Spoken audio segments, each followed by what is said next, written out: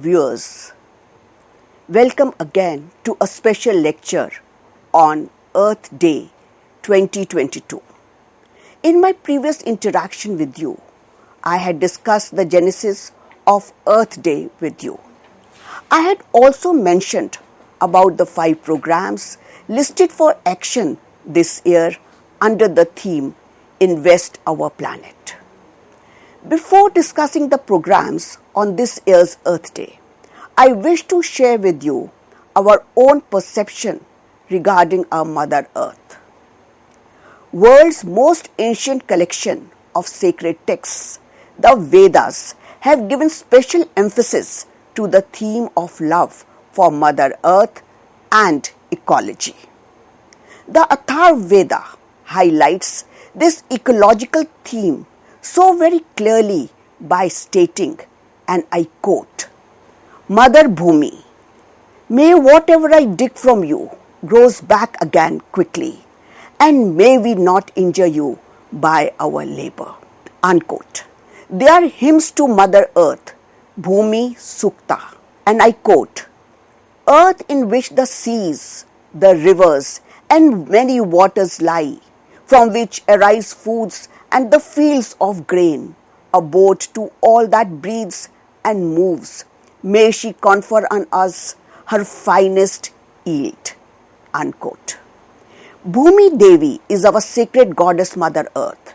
She is the mother of every life that has ever taken birth from her and has lived upon her.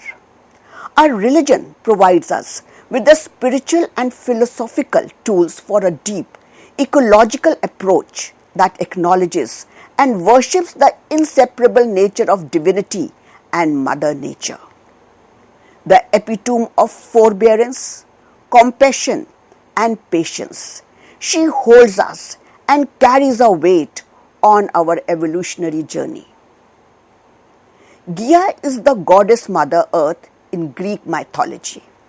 In the 1970s, a British scientist, James Lovelock, put forth a hypothesis that viewed the Earth as a single superorganism and suggested that living organisms on Earth interact with their physical and chemical surroundings.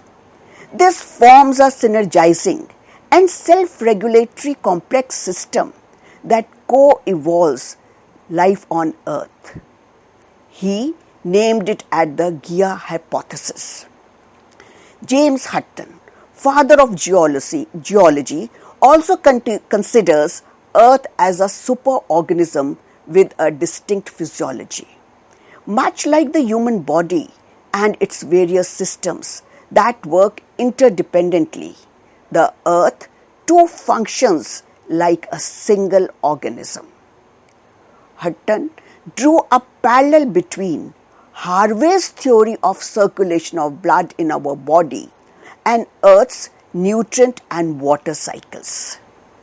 Thus, Earth needs to be considered as our sacred mother and protected and cherished for our own survival.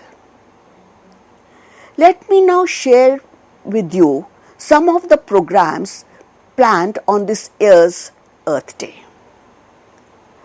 Earth Day 2022 includes 5 primary programs, as I have just mentioned.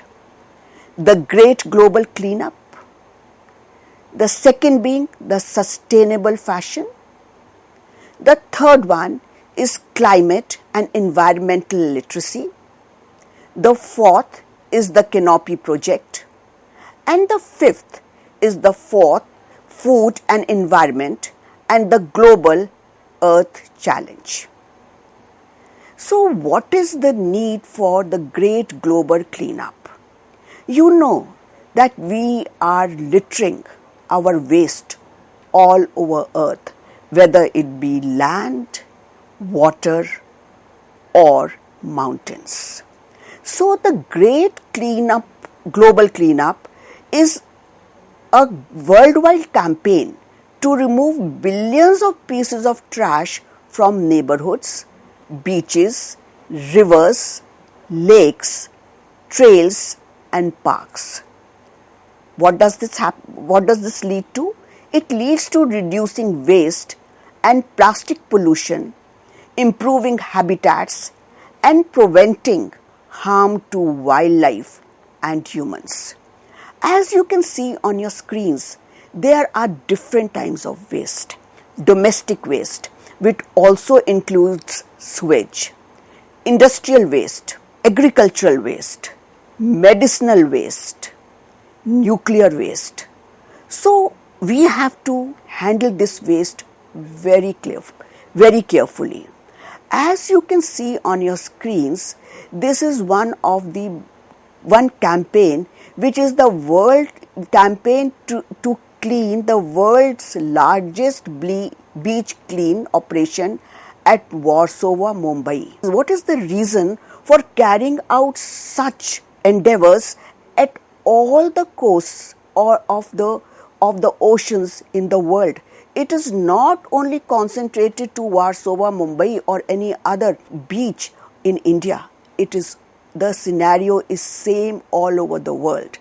The reason behind this is that we humans think that ocean is huge. It will engulf or it will take up all the waste that we dump into it, unknowingly that this waste is not degradable. And when the ocean is at high tide, it is very annoyed.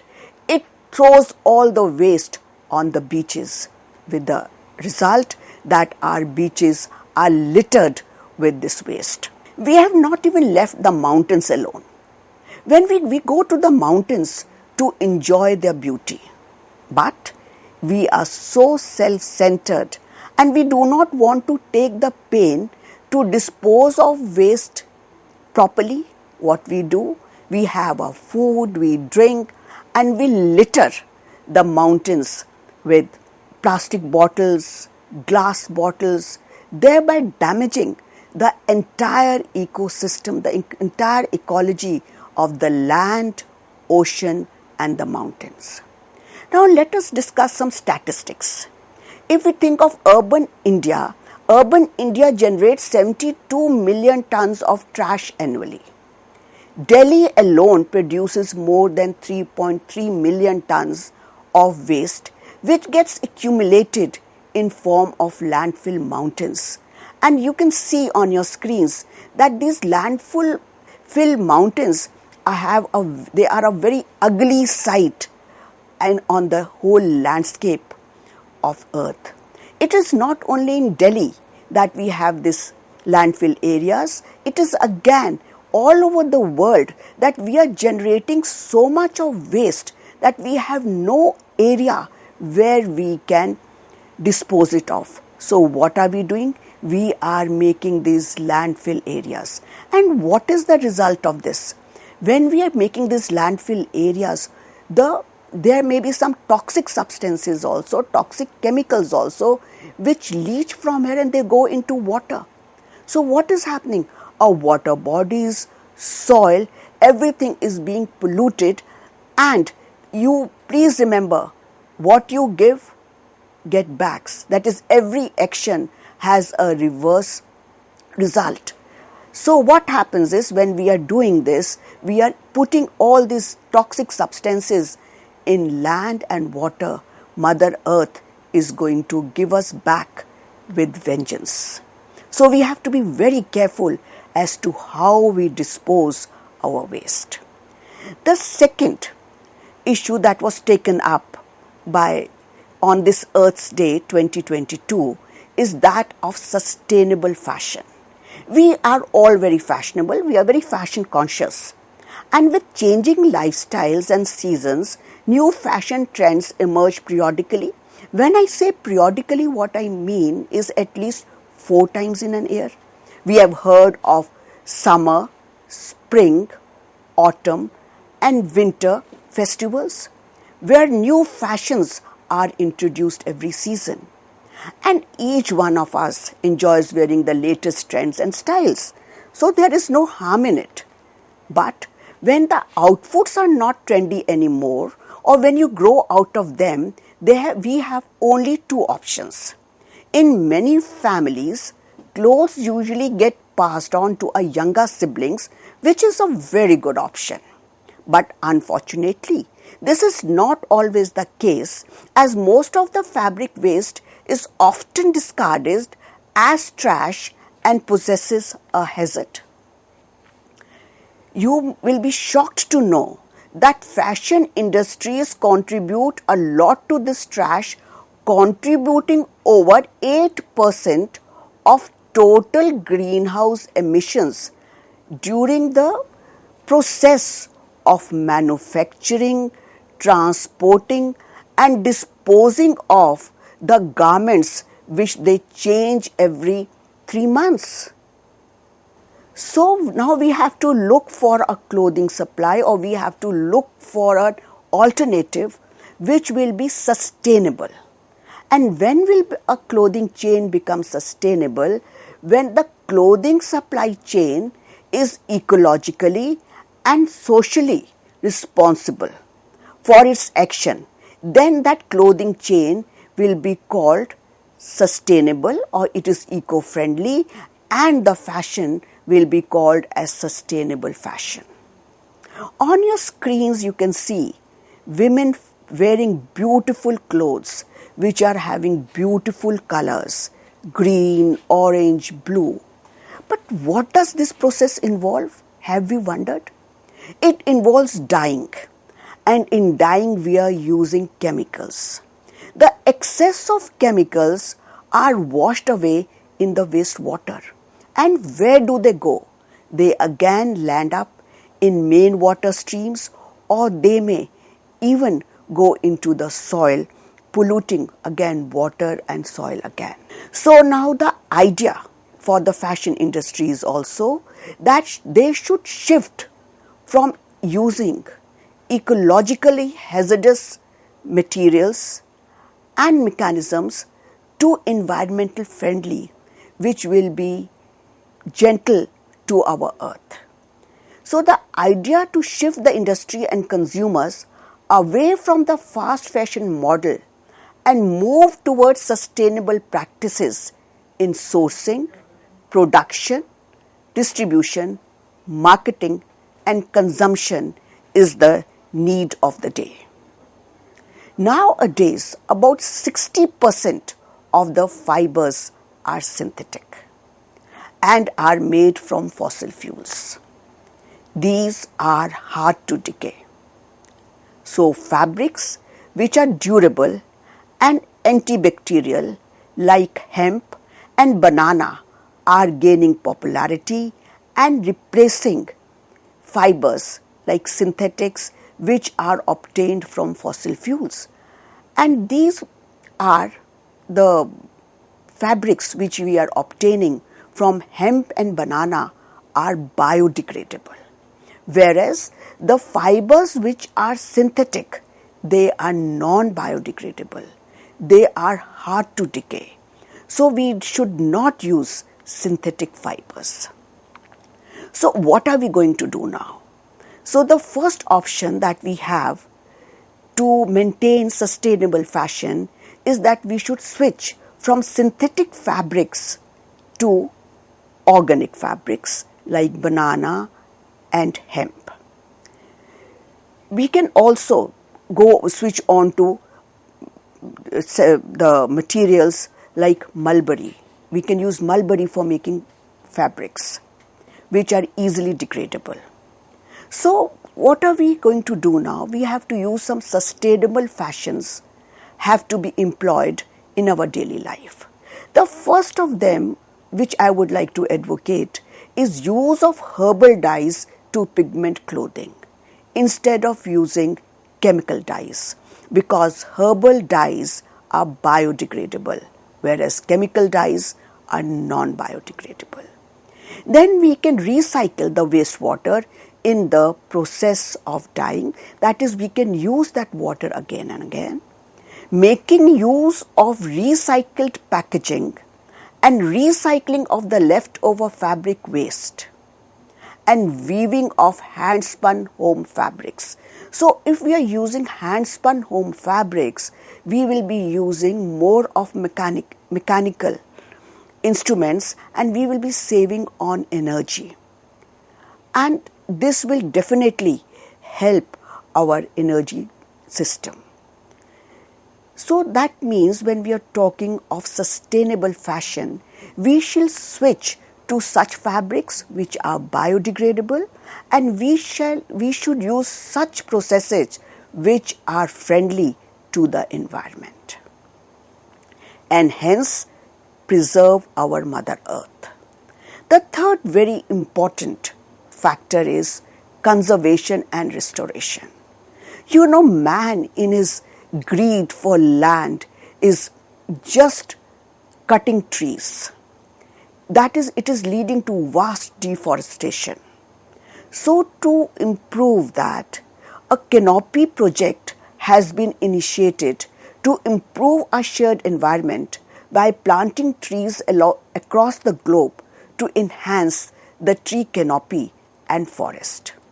Since 2010, earthday.org, which is organizers of Earth Day, has planted tens of millions of trees with the Canopy Project, working worldwide to strengthen forest communities. Why do we need to increase the forest? What can forests do for us? Why are trees so important? We are all very well aware that trees renew our air supply by absorbing carbon dioxide and giving off oxygen. Taking one example, 1 acre of trees per year produces enough oxygen for 18 people and removes 2.6 tons of carbon dioxide. All concerned organizations work with global partners to reforest areas in dire need of rehabilitation. This is what all organizations are doing. And what they do, what is done during these programs? This includes areas with some of the world's communities most at risk from climate change and environmental degradation. So what are these companies doing? They are all reforesting, or they are afforesting the areas in where there is the shortage of trees, which are barren lands. And these areas include some of the world's communities which are at most risk from climate change and environmental degradation. So imagine there is no tree cover. What will happen? It will lead to climate change. There will be no rain. It will be so hot. The soil will not be preserved because there are no roots of the trees to hold the soil, and there will be soil erosions. So why? Because home to about 80% of the world's biodiversity, forests are collectively the second biggest storehouse of carbon after oceans, absorbing significant amount of greenhouse gases. Therefore, it is very important that is our green cover should increase, because they will absorb excess of carbon dioxide which we are increasingly producing day by day. Forests also enhance biodiversity while protecting waterways, enhancing soil nutrition, and providing buffers from natural disasters. Therefore, we call our forests as sacred forests. Viewers, let us now pay some attention to Mother Earth's gift to us, that is biodiversity. Scientists have estimated that there are about 8.7 million species of plants and animal species existing on Earth today. This is the biodiversity which refers to every living thing, including plants, bacteria, animals, and humans. However, only around 1.2 million species have been identified and described so far, and most of which are insects. This means that millions of other organisms remain a complete mystery, as far as their form and living patterns are concerned. The diversity of life on Earth is essential to the health of our planet and to our well-being as human beings. This is because all the organisms, including we humans, are interlinked in complicated food chains and food webs within a global ecosystem. All of the Earth species work together to survive and to maintain their ecosystems. But what are we doing? What is happening? That today nature is under pressure as never before. Our needs for food and land and our demands for energy and more stuff are destroying habitats, polluting our air and water, and driving species of animals and plants to extinction. What is this result of? This is result of our greed. Can you imagine, viewers, that we are now losing biodiversity up to 10,000 times faster than it was disappearing 100 years ago? Much of the Earth's biodiversity, however, is in jeopardy due to human consumption and other activities that disturb and even destroy ecosystems.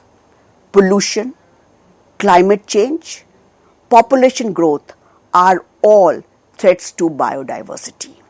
These threats have caused an unprecedented rise in the rate of extinction of species. Some scientists estimate that half of all the species on Earth will be wiped out within the next century. Since life appeared on Earth, there have been several mass extinctions in which many species were wiped out because of catastrophic climate change and volcanic activity. The plants and animals which currently live on Earth have continued to evolve over 65 million years since the last mass extinction. But many scientists consider the huge reduction in biodiversity since the emergence of humans is now on the verge of another mass extinction. 1 million species are now at the risk of disappearing forever. This is known as the Anthropocene extinction or sixth mass extinction. Since 1970, our population has more than doubled. Imagine increasing from 3.7 billion to over 7.9 billion today. During these 50 years, we have lost 60% of all vertebrates, wildlife population. That is more than half of all birds, mammals, reptiles, amphibians, and fish gone in just 50 years. So, what should we do now? We have to be environmentally literate. See, the reason we may be literate, but we are ignorant toward our environment. Therefore, environmental literacy is very important for common man and even for the so-called affluent people, because what we find that these are the so-called affluent people who are damaging the environment and thus Mother Earth the most, because these are the people whose greeds knows no ends. They are the ultimate consumers who are consuming to the maximum, disposing to the maximum indiscreetly, and changing their clothes with the changing fashion. A common man would not do so that easily, and therefore we have to become literate about the environment. We have to be aware about our environment. So environmental literacy is the ability to understand how we and what we do by obtaining resources that affects our environment locally and globally. This is very important. We all should realize that our resources are finite and depletable, so we just cannot use them indiscriminately. The way in which we obtain those resources affects our environment on a global scale. 5 steps of environmental literacy, which we have to keep in mind, and it requires an orderly comprehension, application, analysis, synthesis, and evaluation of that material along with the intellectual framework within which new information can be placed and manipulated. Environmental literacy is the desired outcome of environmental education, which strives to provide learners with sound scientific information, skills for critical thinking, creative and strategic problem solving. Environmental education is necessary because it teaches us about ourselves. It reminds us that nature and people are not separate. We are nature and nature is us. This is necessary because we should all be informed and aware of the impacts of our decisions. Now let us consider some environmental friendly tips as to how can we improve our environment. We should go organic. We should not use chemicals. That is, no chemical should be involved in growing process. So when we are using less of chemicals, that means we will be putting less of toxins in the soil. So what should we do? We should switch to biodegradable pesticides and fertilizers. We should not use chloro, fluoro or chlorohydrocarbons like DDT for pesticides. We should use natural manure as a fertilizer. We should then eat locally produced diet. For example, we should use locally produced oils like mustard oil, sunflower oil in India, and not some exotic oils because they will not be suitable to us. We should also grow our own food and support local farmers. We should not go in for exotic fruits. This is about the agriculture. Then we should purchase paper products that contain post-consumer recycled paper. You will not believe, but a ton of recycled paper uses 64% less energy, 50% less water, generates 74% less air pollution, saves 70% trees, and creates 5 times more jobs than 1 ton of paper produced from virgin wood pulp. And imagine the amount of forest that we'll be saving if we recycle paper. We should even switch to e-recycle. What is the need for e-recycle? Nowadays we are using too many computers, batteries, TVs and other products. And these batteries, computers, TVs and other products must be recycled. Why so? Because they contain chemicals that are toxic, and if they end up in landfills, imagine what will happen. All these toxic chemicals will go into land and they may be even washed with water, which may be rainwater or any other form of water, into our water bodies. Now, so let us see what happens if we just recycle one aluminium can. Recycling of one aluminium can saves enough energy to run a TV for 3 hours. 5 recycled plastic bottles makes enough stuffing for ski jackets. Composting of biodegradable waste helps in recycling. So, now we should think of recycling and reusing things. So the time is now to create a generation of citizens, workers, students, and leaders ready for climate change. We need public understanding of how to stop climate change and environmental harm. I would like to conclude by citing the famous quotation by Times 2019 Person of the Year and two-time nominee of the Nobel Peace Prize, the 17-year-old Greta Thunberg. She is an impressive symbol for youth-led activism and continues to unnerve those who have ignored her previous calls to claim climate change. And I quote Greta Thunberg, "I don't want you to be hopeful. I want you to panic. I want you to feel the fear that I feel every day. And then I want you to act." Concentrate on what she has said. We cannot be complacent by the changing environment.